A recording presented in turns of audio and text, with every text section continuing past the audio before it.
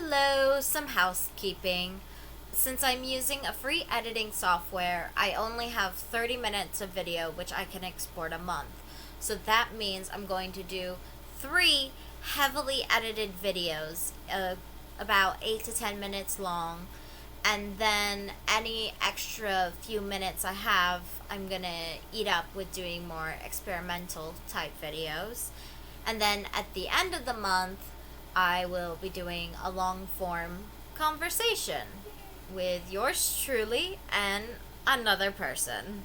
I'm another person. Pause here for title card.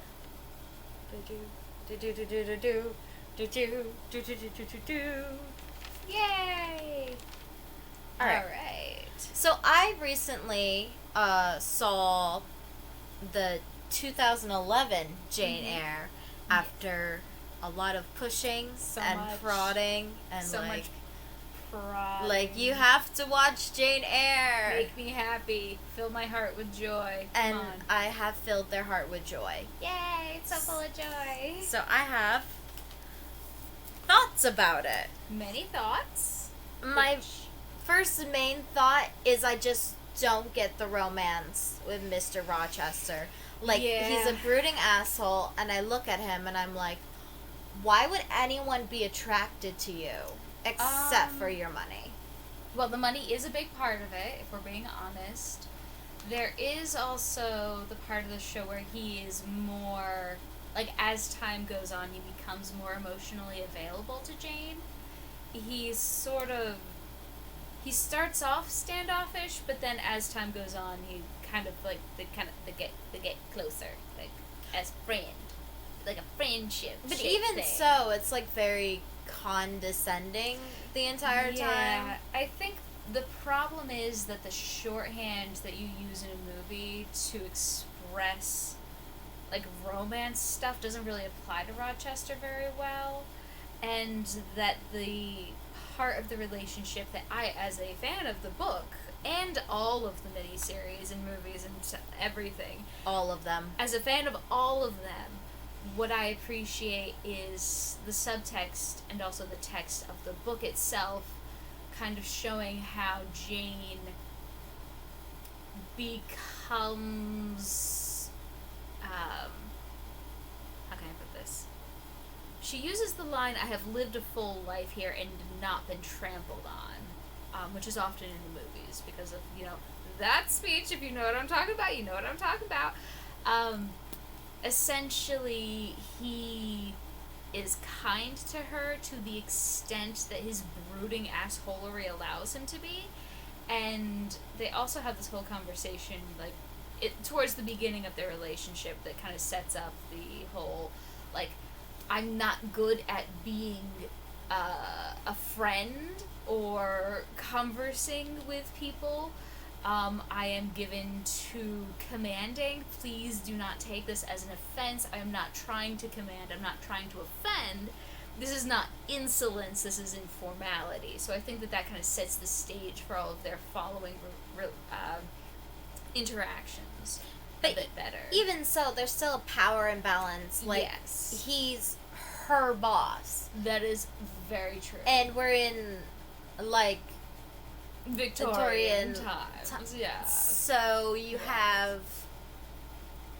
So you'd be different in modern times. Yeah. Because then Jane, if it goes bad, could find another place to work.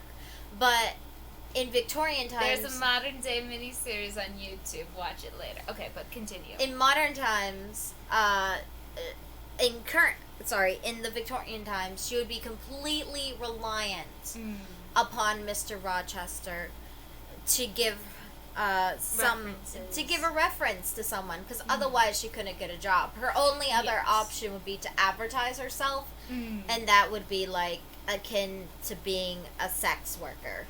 And yet, that's how she got the position. Yeah, and I mean that's an interesting thing, is even though she's limited in what she's able to do as a woman during these times, she frequently steps out of those limited roles. Yes. Yeah. Jane is constantly pushing against the limitations of her position, of where she is.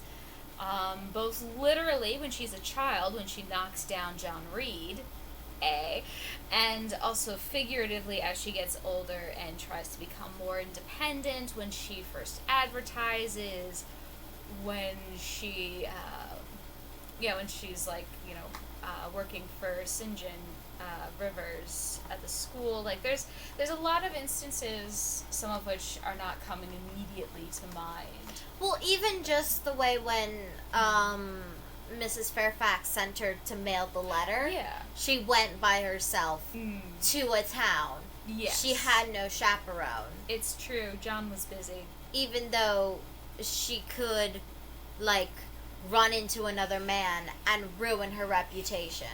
I think Mrs. Fairfax at that point was just like, oh, Jane is such a good person, nothing could ruin her image. I love her so much. I love Mrs. Fairfax. Yeah. I don't get why Mrs. Fairfax and Jane Eyre didn't become a thing. It's probably the age difference, because she's like 60. Yeah. Yeah. Well, it's hard to pinpoint how old Jane is. No, they tell you. She was 11 when she went to Lowood, and then she was there for 8 years. Okay, so she's 19 when she gets to yeah, Rochester's house. Why am I a fan of Jane Eyre completely blanking on what the house is called? Put it in the comments if you know. Yeah. Isn't it like Fairview or something? No. Like, I literally do not remember. Right, but yeah. Like, I feel like the interactions between Jane, Mrs. Fairfax, and Adele just kind of make the movie. They do. They make the book, too, for, like, that section. Because every time Rochester was on screen, I was like, oh, this asshole again. Yeah. But, like, anytime it's Jane and Adele and Sophie and Mrs. Fairfax, it's so good.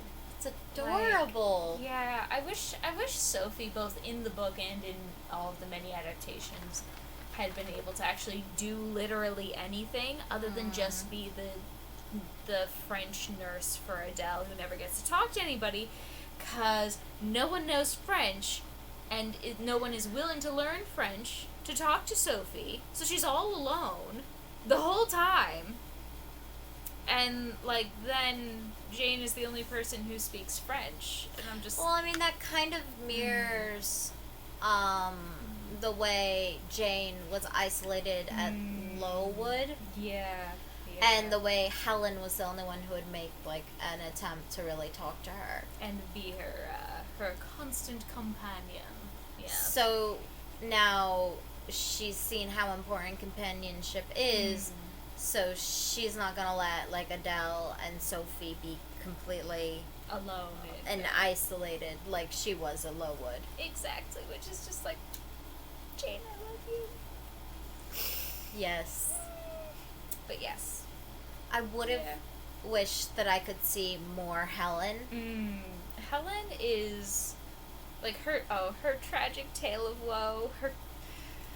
Her dad, well, her mom dies, and then her dad ships her off to school. She has consumption, so she's dying the whole time.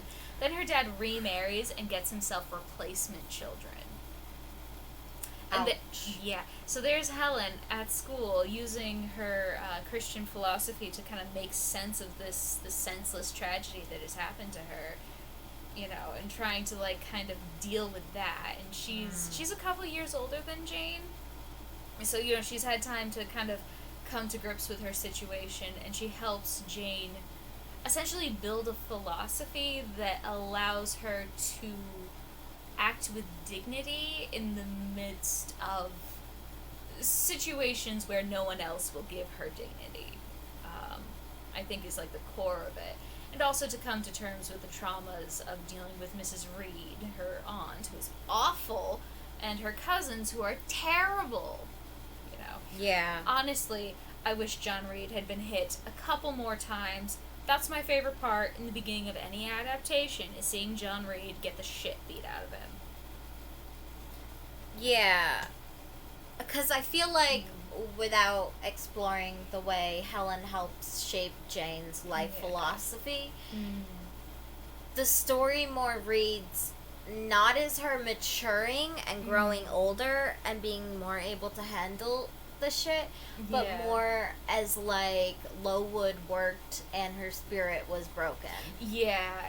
I think that is like the major flaw of any adaptation that doesn't include both Helen Burns and their teacher, whose name I still don't remember. You call yourself a fan. I'm a fake fan. Everybody mock me. Ha ha ha ha ha. Okay.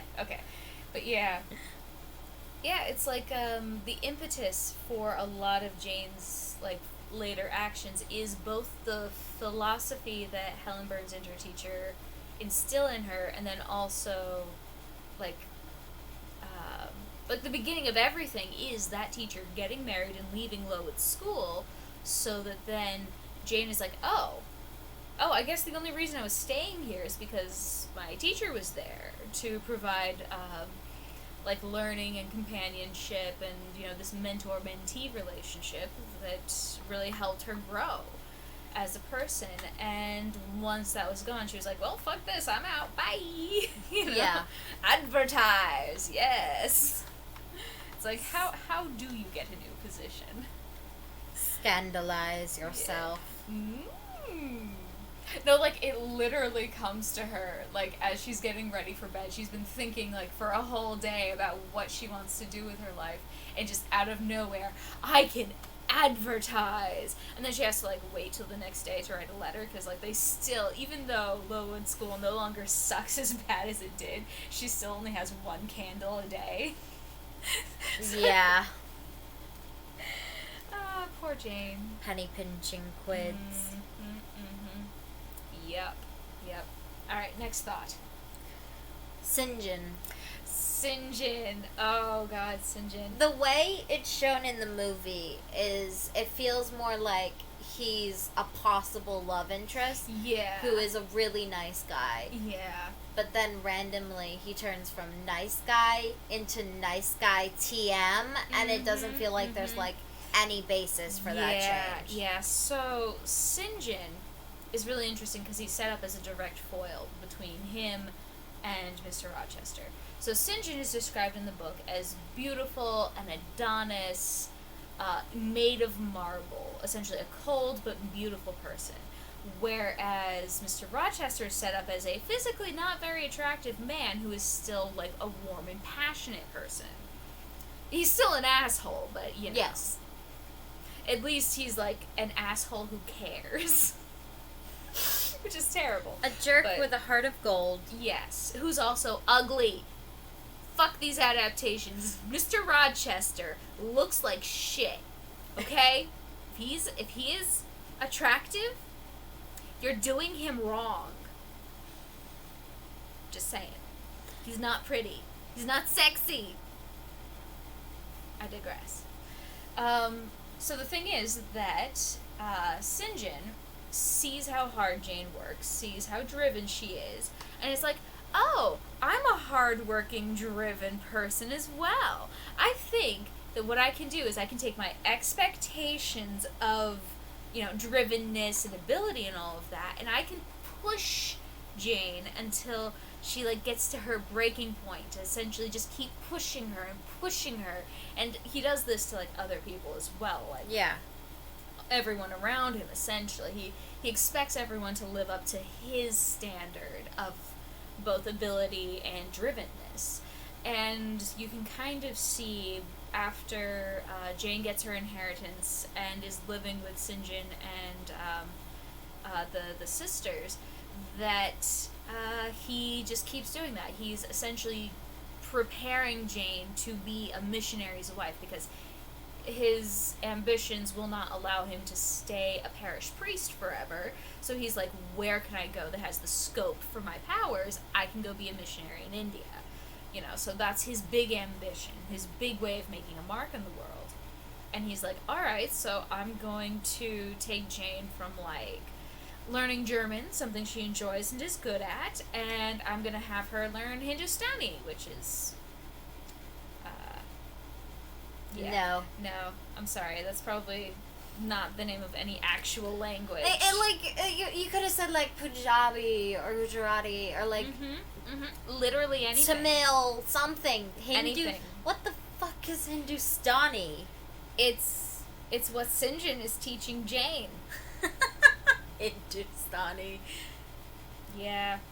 And yeah, so she's deeply miserable the whole time, but she still pushes herself to be a good student because she does admire St. John's drive and ambition, and stuff like that. So when she says the infamous line, "To marry you would kill me," and he's like, "Oh, you say this to me yet?" He has his whole bad reaction to that. It's a little more understandable in the book, Yeah, because the way it's set up in the movie, "To marry you will kill me," it's more like, I love another person. Yeah. Than, like, actually having a real reason. Yeah, like, her real reason is that to marry St. John would kill any person he married. Like, any femme person he married would be pushed to their breaking point. Which, in defense of St. John, the popular model for what a wife was supposed to be was as a helpmate and as a servant and someone who would attend to their husband's every needs, angel in the house type thing. I'm beginning to understand why a man might have his wife die and then remarry a significantly younger woman during this time period. Yes. Yeah. But, and like, what pisses me off a little bit more about St. John is that he also has this whole romance angle with a young heiress, like the heiress of the factory in town, who deeply admires and really respects how pretty he is, at the very least, and, really deeply wants to marry him, but he's like, no, she would make a terrible missionary's wife. So he at least has the ability to understand that the life he's asking another person to lead is very, very difficult and could be significantly challenging. He just doesn't care how challenging it would be for Jane, only how challenging it would be for Rosalind, I forget her name. But yeah, he only cares how difficult it would be for the pretty young heiress, not for Jane. Yeah. And then he uses her emotional attachment to Rochester against her in his "marry me because God wants you to" speech. Anytime a male preacher says God wants you to do something, be deeply suspicious. Look at scans. Like, take are you it. Sure. What you want to do is you want to go to the farm and feed store and get a block of salt and then throw it at that man. Okay? Yes. Exactly. Yeah. Alright, next point. The storyline is hard to follow with the non-sequential storytelling. Yes. I think that is because, to get all of Jane Eyre into a 2-hour movie is practically impossible. The way they did it provides context and shows how particular points in the past affect what she's doing in the present. Yeah. So in that way, they're drawing direct lines of connection between 2 points. I think that's a really good way to do it, but usually when movies do that, they change the lighting or the quality or something. Do something to more specifically show this is here, this is now, kind of a thing. Yeah, which is easy to tell between the time at Lowood and the present, and then I guess further present because child, adult. Exactly. Yeah, I think they did do a couple of costuming cues to show the difference between when she's at Rochester's place versus when she's at Morehouse with St. John and the sisters. With having the striped dresses versus the floral dress, so that kind of gives you a little bit of a hint, but obviously, like, with the coloring and everything, it's still very similar. Yeah, like, the coloring is used to show how Jane is feeling. Like, the more depressed she is, the more blue and gray it is. Exactly. The only problem is she's depressed all the lot. time. I can relate. That's part of why I really enjoyed and related to this story when I was younger. Yeah. I'm getting counseling now. It's fine. Therapy is important. Everyone get therapy. Yes, so much therapy. So, like, and it doesn't really change until, like, the moment at the end when she's reunited with Mrs. Fairfax and the other dude, whatever the fuck Rochester. his name is. Yeah. Blech. The Edward. Eddie boy. What? A romantic lead in a movie named Edward. What? No, I'm just. Oh, yeah. Yeah. Twilight. Yeah. It actually kind of looks like Twilight, too, with the color saturation. Exactly. But I digress. Next point. I was saying, yeah, so, except for the time when she's about to marry, that guy, and at the end when she's reunited with, that guy. And Pilot. Don't forget Pilot, even though the movie completely forgot about Pilot. No, he appeared in, like, 3 scenes. Yeah, but he was supposed to be, like, more of a constant companion. He's a fluffy doggo, okay? He's supposed to be, like, a jeer trash. He's supposed to be my baby. Yes. I digress. So besides those few moments, it actually just, like, looks very samey the entire time. Blah. So it's hard to follow the story when everything looks the same. Yeah, you're right. So Blanche. Well, My opinion of Blanche was she was just a person. Like, there's not enough of her in the movie. Yeah. In the books, there is more of an effort to show her both contrasting with Jane as a love interest for Mr. Rochester, and also between Blanche and the other ladies at the party, because of the whole house party thing. So, she is shown specifically to be cruel to servants and small children and governesses. Her sister, and her brother got their governess and tutor fired by implying to their mother that they were having an affair, which did not happen, as far as we know. And in fact, the 2 girls basically say that didn't happen, that they lied to their mother about this whole alleged affair thing, but her mom still, like, fired the governess and the tutor, presumably also without any recommendations or anything. So that was shitty and terrible. And she doesn't seem to have grown as a person since that time either, unfortunately. So there's that too. Yeah, the only little inkling you get that she might not be a good person is when Jane's coming up to talk to Mr. Rochester. And she's like, that thing wants to talk to you. Yeah. And you're like, excuse.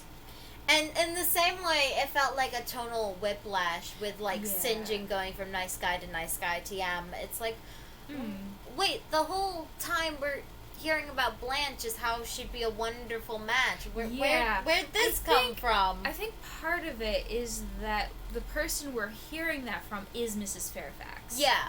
And Mrs. Fairfax is thinking about position, physical attractiveness, and their ability to sing a duet. Yes, that's true. And also in other versions, like, oh, Blanche, you're the best horsewoman in the county. Come riding with me. Right. But the thing is, like, Mrs. Fairfax is Jane's only confidant. Exactly. Yeah. Especially since, weirdly, like, Mrs. Fairfax does sort of enforce boundaries, the class distinctions between herself and Jane, and then all of the other servants, which kind of bleh. But then she bends a lot of it too. Yeah. Like she's willing to like sit and talk with Mr. Rochester. Yeah. Which, as the housekeeper, she should not be doing. Exactly. She's like, oh yes, we're related because one of my great aunts or something married into the family at some point, but I wouldn't presume on the relationship. Oh no, never. And yet she also does kind of like she finds the places where she can navigate the connections that she has, essentially. Yeah. Yeah. I admire her for that. Like, I appreciate her for who she is as a person, which, you know, is a cool old lady who could maybe talk to John and Leia a bit more, because maybe John and Leia, the servants, have a little more to offer as people. Just saying, you know. Yeah. Yeah. Alright, next point. Bertha. Okay, Bertha, let's see. So, in the books, they make it pretty clear that Bertha's mom is like a quarter black or something. Like, they're never very specific. And also spent time in a mental institution, and so there's that. So she is both mentally ill and not 100% white. Oh no. So the tragic mulatto stereotype of the black passing white woman who tricks a man into white passing black. Yeah, sorry. White passing black woman. Yeah. Not Rachel Dolezal, we're not talking about that. But, you know, who tricks a man into, like, falling for her and uses those connections to move up into society. Exactly. Out of the place where she should be, which is in the gutter. That whole trope. Yeah, and there's, like, this whole thing where both Mr. Rochester and Bertha Mason are being used by their families for the family's benefit, but not their own benefit. So, like, Mr. Rochester, his father was like, oh, you're the second son, and I'm not gonna, like, split the estate in order to give you, like, the life I think that you need to have in order to keep up pretenses and everything for the Rochester name. So, I'm not gonna let you have anything in the inheritance, but I am gonna marry you off to a very rich person from, from Jamaica who has, like, a rich family. You know, lots of money, lots of connections, but no title. And then her family, Bertha's family, is like, oh, we have lots of money, but a title would be nice because that would give us more connections and stuff like that. So they're just slapped together. They've met each other, like, maybe 5 times, never alone, never talked to each other, ever. Just met at dances. Apparently Mr. Rochester was very taken with her beauty and stuff like that, so they're just used as pawns in their family's game, and it winds up hurting everybody, because Rochester Sr. and the older brother both die within 6 months of the marriage taking place. Or, no, shortly after the marriage, the dad dies, and then, like, 6 months later, the brother dies, and then, but by that time, it's pretty obvious that Bertha is not mentally capable of, like, living on her own, and, like, the one tiny thing that the law did do for wives is that you can't just cast off your wife if she can't, like, get remarried or something, essentially. Yeah. So Rochester can't just toss her back to her family at this point. He has to take care of her, but he's like, well, fuck it, I'm just gonna, like, run off to Europe and have, like, 3 different mistresses and stuff. So it's like, and bleh. like, Bertha's in a literal cage, like, literally, which pairs or is a good juxtaposition with the metaphorical cage that Jane is in, you know, being a woman in this society. Yeah, we live in a society, folks. it's great. And honestly, there's just, like, a constant theme of, like, women being used to further other people's ambitions. Yeah. like Jane couldn't be used, so it's like, oh, off to school with you and become a servant. That reminds me. There's like literally a conversation where her nurse, before she's tossed off to school, Bessie, she literally says, "If you made yourself useful, they would love you." Wow. That's a child. Ma'am, this is a Wendy's. Oh god, I can't believe I forgot that. Oh no. Oh no. Yeah, and then like Helen has no use, so she just gets off to school. Bertha's only use is to attain a title, so off to Mr. Rochester you go. Yep. And then like Jane's only use to St. John would be for marriage. It's very sad. Yeah, it's almost as if people didn't value women as people at all. Ouch. Like, what life can you live? Yeah. No wonder woman hysteria was such a common illness. Yeah. Yep. Moving on. I mean, my last point is the music is really good. Yes. Yes, it is. Yeah. Because what were you saying before about how the music, it starts really dark and somber in the beginning, but as you get more closer and closer to Jane and Rochester almost getting married, it becomes more and more hopeful, and then at the point it's finally like really light and energetic, and then boom, Bertha exists, and then right back down to terrible, depressing. And like even at the end when Jane meets Rochester, it's not so much as a hopeful music again as there's a sense of relief. Yeah. Because a lot of what drove her back to Rochester at that point was just the uncertainty of like just not knowing what had happened to him, and then like she thinks he died. Yeah. You know, so there is a little bit of that, but yeah. And also, something I just thought of, the difference between St. John and Rochester, because like you were saying before that society only sees them for what they can do for society, but for Mr. Rochester, what he sees in Jane, although he does see her for like a young youthful person who might help me like refresh myself and like get rid of all of the nasty stuff in my soul. That's bullshit. No one can fix you. Nobody fixes you but you. Jane herself said it. Only God can fix you. Yeah, you have to put in the work. You have to go to therapy. Yep. She just spends so much time telling him how he has to fix himself, honestly. Beautiful, perfect chef's kiss. Okay. Yes. But yeah, Rochester sees Jane as a whole person, independent of her status as a governess or someone who could help fix him, even though he wants her to fix her. Wants her to fix him, you know. But then St. John is just like, marry me and like help me do shit. Yeah. And she's like, nah, that would kill me, bye. Yeah, so those were my thoughts, and I guess your corrections on Jane Eyre. Clarifications. Right, because there's a lot that the movie didn't actually show. So much. But I was stuck in bed. You were stuck here with me. Please help me. But now you may go and live your lives. Go, be cute, be gay, do crime. Keep gay and be crime. Bye.